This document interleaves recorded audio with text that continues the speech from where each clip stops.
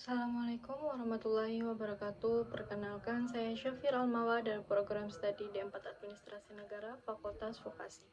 Pada kesempatan ini, saya akan mempresentasikan hasil analisa saya yang berjudul Pengembangan Program Desa Wisata Berkelanjutan di Banyuwangi, Analisis SWOT dan Rekomendasi Kebijakan.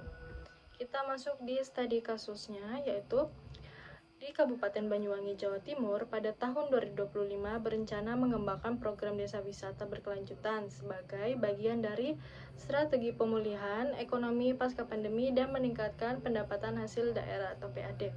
Langkah ini sejalan dengan Gerakan Nasional Wisata Bersih yang dicanangkan oleh Pemerintahan Pariwisata dan Ekonomi Kreatif. Banyuwangi sendiri dikenal sebagai salah satu daerah contoh dalam pengembangan desa wisata berkelanjutan di Indonesia.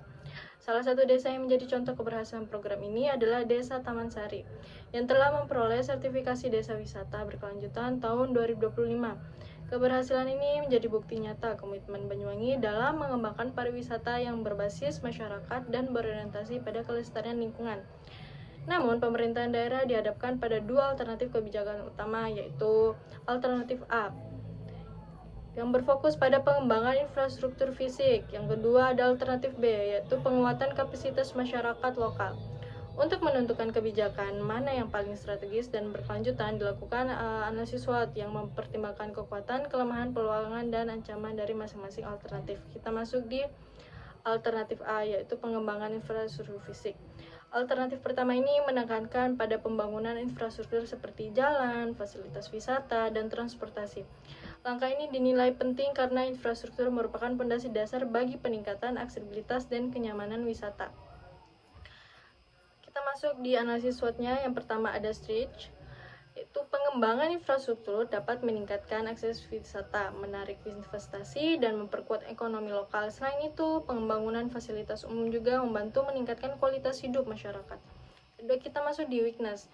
Namun, proyek ini memerlukan biaya besar dan sangat bergantung pada anggaran pemerintah. Jika tidak dikelola dengan baik, pembangunan juga berpotensi menimbulkan kerusakan lingkungan.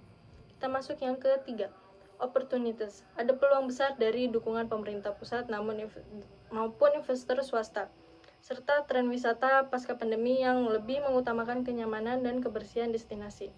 Yang terakhir ada threats, ancaman yang mungkin muncul, yaitu perubahan kebijakan pemerintah dan meningkatnya pesaing dengan destinasi wisata lain yang infrastrukturnya lebih matang. Kita masuk di alternatif B, penguatan kapasitas masyarakat lokal. Alternatif kedua ini menitik beratkan pada pemberdayaan masyarakat agar mampu mengelola potensi wisata secara mandiri. Pendekatan ini mencakup pelatihan manajemen wisata, promosi digital, serta kerjasama dengan UMKM lokal. Kita masuk di analisis SWOT untuk alternatif B. Yang pertama ada stretch, yaitu program ini menekankan pada pemberdayaan masyarakat agar ikut aktif dalam mengelola wisata. Kolaborasi dengan UMKM juga membantu membuka peluang ekonomi baru bagi warga lokal. Kedua ada weakness. Kelemahannya hasilnya tidak langsung terlihat karena membutuhkan waktu dan partisipasi aktif dari masyarakat untuk bisa berhasil. Opportunities, ada peluang dari tren wisata berkelanjutan yang semakin diminati dan dukungan dari lembaga seperti NGO untuk pelatihan dan promosi. Yang terakhir kita masuk di threats. Tantangannya itu meliputi fluktuasi ekonomi yang bisa menghambat usaha warga serta persaingan antar desa wisata. Meski begitu, pemanfaat promosi digital bisa menjadi solusi untuk memperluas jangkauan wisata. Kita masuk di analis perbandingan. Dari hasil SWOT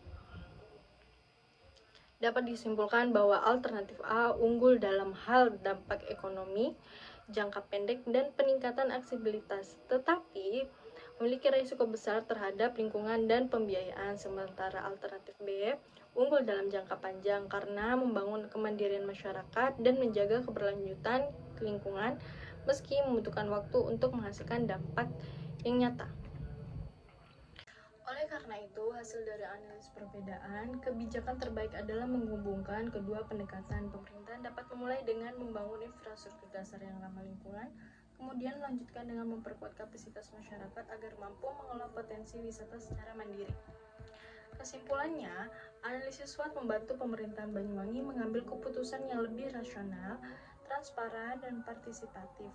Kombinasi antara pembangunan infrastruktur dan pemberdayaan masyarakat menjadi strategi terbaik untuk menciptakan pariwisata yang tumbuh seimbang, berkelanjutan, dan bermanfaat bagi ekonomi, lingkungan, serta kesejahteraan masyarakat. Dengan pendekatan ini, Banyuwangi dapat terus menjadi contoh sukses pengembangan desa wisata berkelanjutan di Indonesia, di mana pembangunan tidak hanya berorientasi pada pertumbuhan ekonomi, tetapi juga pada pelestarian alam dan pemberdayaan masyarakat. Sekian dari presentasi saya, kurang dan lebihnya mohon maaf. Assalamualaikum warahmatullahi wabarakatuh.